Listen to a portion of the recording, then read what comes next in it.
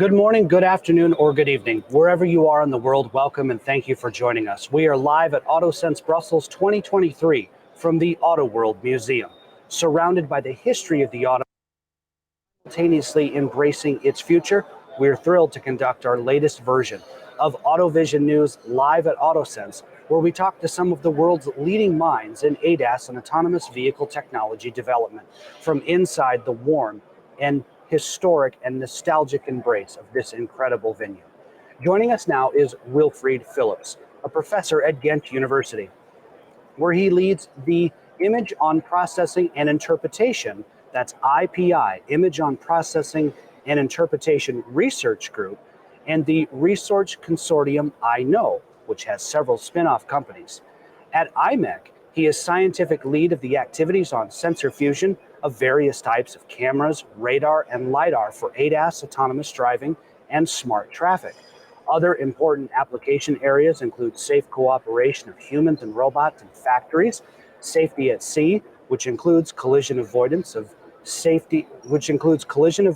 the safety of sea mammals, which Danielle and I we go to Savannah, Georgia every year and spend a lot of time on Jekyll Island and seeing the turtles there. So that's one that is close to my heart. So in addition to that, Wilfried also co-founded the IoT company Senso2Me, which we'll talk about, which provides advanced monitoring and alerting services for elderly care. Reading your bio, I've just been so thrilled. I've been so looking forward to speaking with you. Welcome, Wilfried. Welcome. Thank you.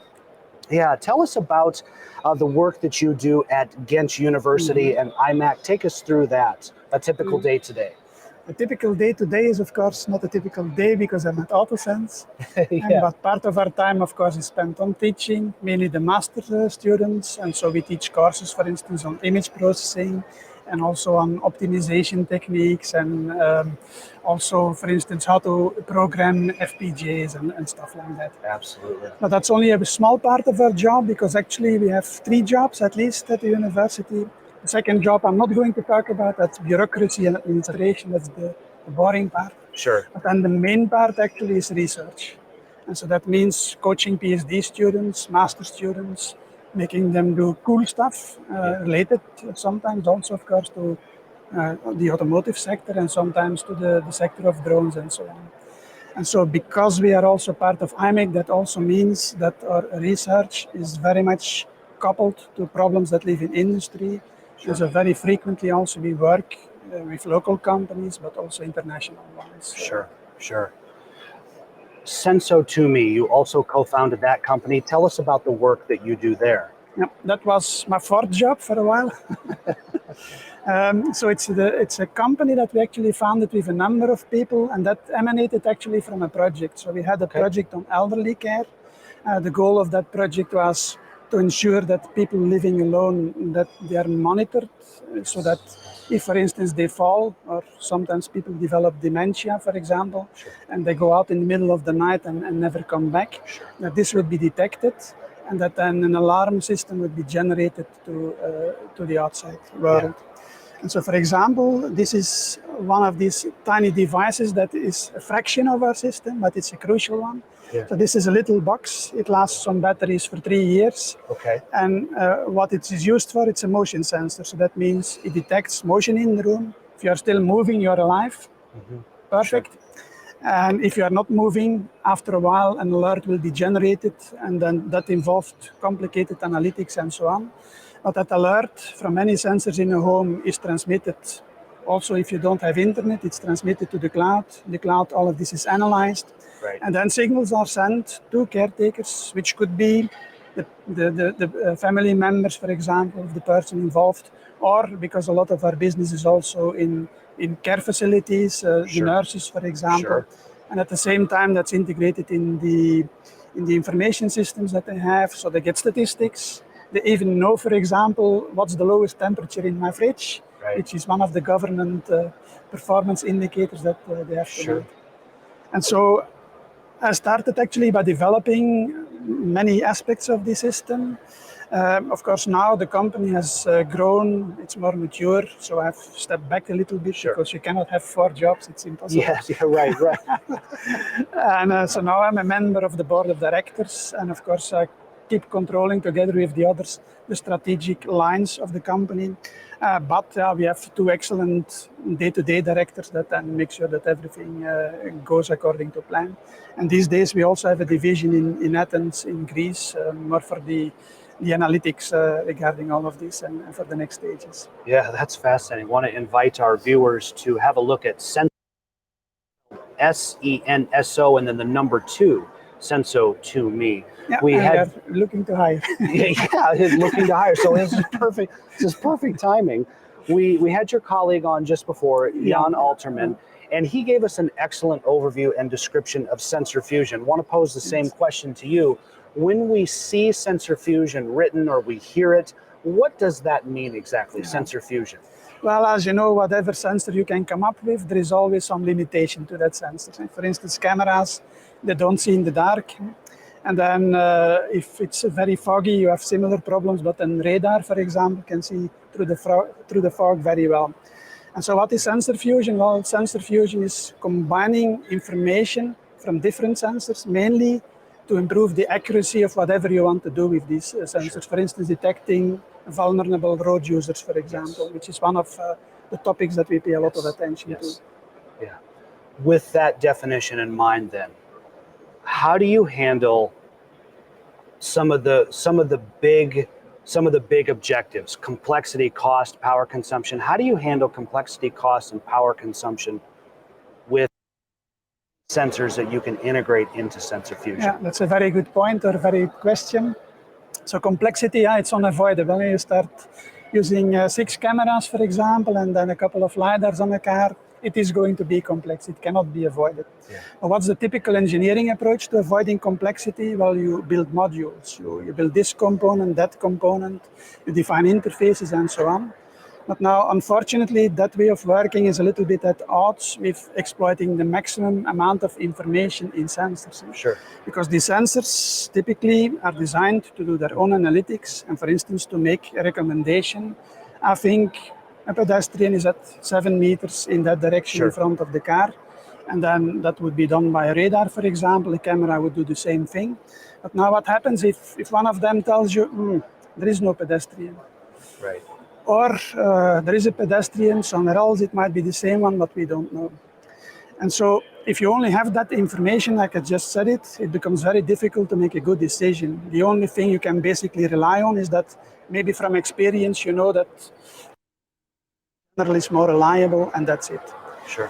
But that's not the way, for example, that people make decisions when they are building a new product. And I've been in many projects, and then you have hardware people, software people, application people. And so they come into the meeting each having their own opinion on a major decision to be taken. But the first thing that is done is that everybody explains why they have this opinion. They say, it's going to be too expensive, or it has already been done. Yeah. Or it will be that sensors cannot reach that range, for example. And so that means that the other people have an informed opinion on things that are not in their expertise, that it doesn't have to be in their expertise. Sure. But because they have this opinion, they can sometimes change their mind and say, I came into the meeting thinking, no, we shouldn't do it, but I changed my mind, we should do it, or the opposite.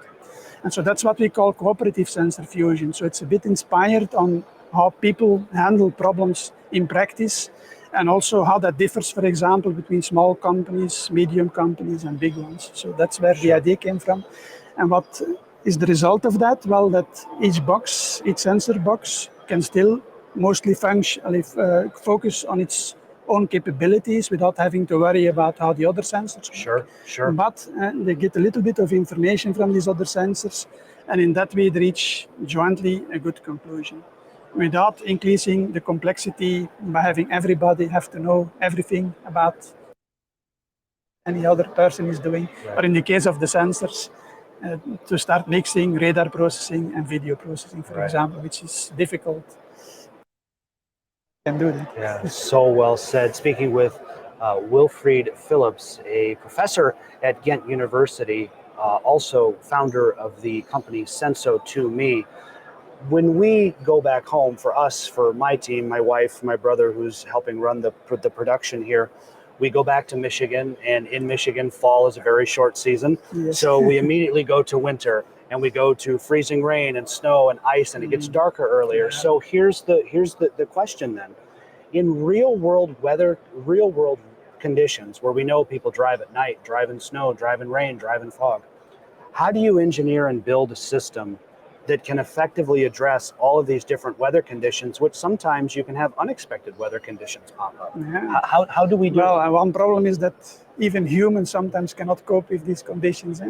Right. So, and typically that's because we are limited, of course, by our two eyes. Those are the sensors we have, and the ears, by the way. With the ears, you can hear oncoming traffic, for example. Right. At least you could before the electric cars. But so part of it is limitation of vision. On the other hand, humans are quite good at driving. They are much better, I think, at this stage than autonomous drivers are at the moment. But what people do these days is then say, okay, yeah, we can use additional sensors that the human does not have, like ultrasound, radar, and so on. Of course, these can also have big problems. Like you mentioned, the problem of snow. Well, one of the first things that will happen is your camera will get snowed under. Right. Of course, one solution is to put little wind wipers on it. Increases the cost, of course. Sure. Another solution is maybe just to stop and say, sorry, we can't drive anymore. It's not the most pleasant thing to happen, but it's better than crashing into something. Sure. And then, this is extremely difficult. And the more sensors of different types you have, the more the opportunity to be able to continue to drive, maybe with some limitations. And maybe at that stage, the car will simply drive very slowly, for example. Sure. Sure. But the most extreme weather conditions, forget about it. But what we should aim for is relatively frequently occurring conditions in which, let's say, you and me can still drive, and in which we want autonomous vehicles in future to drive more safely. And in the meantime, let's provide some assistance to the driver to help reduce accidents. Absolutely. You've brought some pictures here. I've been excited to I've been excited to ask you this question. What is your favorite car? So my first thought when I heard this question was, my car is just a means of transportation. I don't care very much about it, as long as it's reliable. Right, yes. But then I thought, okay, I once saw a documentary on PBS, and it was about this car, the Winton Touring car, I think it was called, and it's from 1902. Yeah. And so actually, what was this story about? It was about a meeting that people were having, and one of them was a doctor, I think a medical doctor, and he had a car, but people were always complaining about how unreliable this is and dirty, and you cannot do much with it. Sure. It's good for maybe for boasting to your neighbors and do some local traffic. Sure. But this car can never drive from one side of the United States to the other. Sure. Yeah, I said, let's bet. So they bet $50. And he left from San Francisco in this car with a second guy. And then they made a road tour. And that was quite exciting because everybody gave all kinds of reasons why it couldn't work. Some of them are also like, the road network was simply not there. Yeah, right. The same question we're having with electrification. Yeah. Or, I mean, if something breaks down, where do you go? Well, to the bicycle shop. Yeah, right. And so he made it. He made the bet. And then when he drove home, actually just a while later, then something essential broke, but he made the trip. Yeah. And he also got a fine for speeding. This is, by the way, called the horseless carriage. Horseless carriage. But then I've got a second picture, and this is the 2023 version of my answer. And so I just mentioned this because, well, we have some students at Ghent University, and they are involved in making a race car.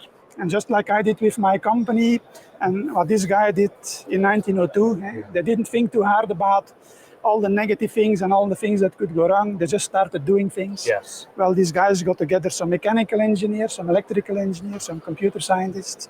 They built the car, they got the money for it, everything, and now they are going to use it to win races. They haven't won one yet, but I like the spirit. I love it. The 1902 Winton motor car, University. On here, it's listed as Ghent University Racing Team 2023. Encourage our viewers to to take a deep dive there. Just a disclaimer, I had nothing to do with that, but I do give them some advice from time to time. Sure. They did it themselves. This is really cool. I had so looked forward to this interview with you, Wilfried. From all of us here at AutoVision News and at AutoSens, thank you for being with us. Safe travels back home.